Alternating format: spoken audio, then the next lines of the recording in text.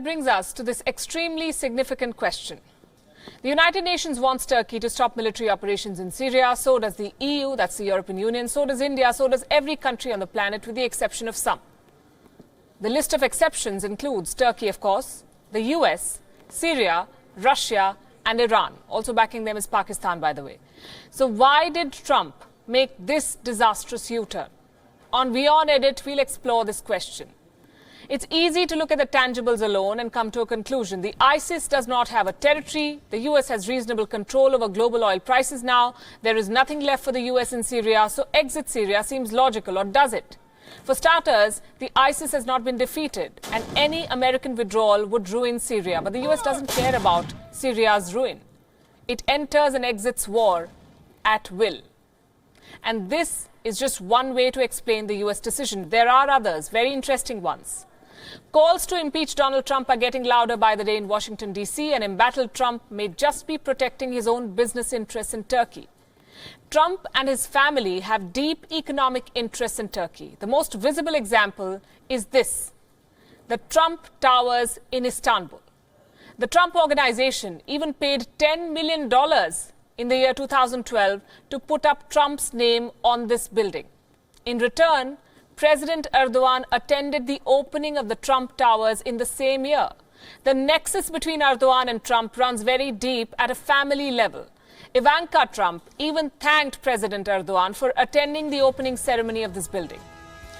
Between 2009 and 2012, Trump's daughter Ivanka Trump, who also happens to be a senior advisor to the president, made 3 business trips to Turkey. And Trump is not even fooling anyone here. Before he became president, he said, in so many words, that there will be a potential conflict of interest when it comes to issues involving Turkey. Donald Trump is at least a partial owner of 119 listed business ventures in Turkey. Of course, he wants to protect them. These businesses fund the Trump Organization, and Turkey has played its cards wisely. Reports say that Turkish officials have made 14 visits to Trump's properties so far, and this is more than any other country. Take your guess. Business interest versus major policy decision in Syria which favors Turkey. What would President Donald Trump prioritize?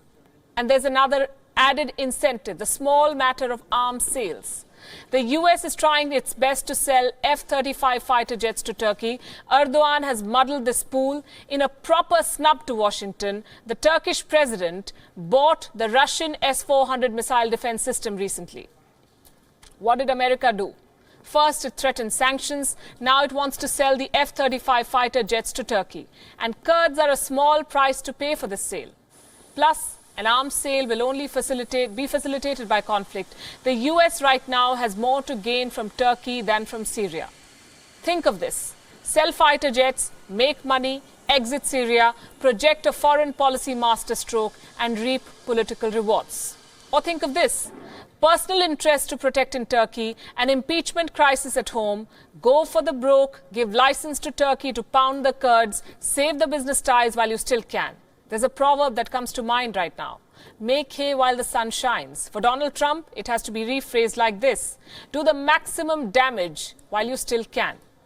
Trump's U-turn in Syria is a textbook example of protecting self-interest at the expense of others.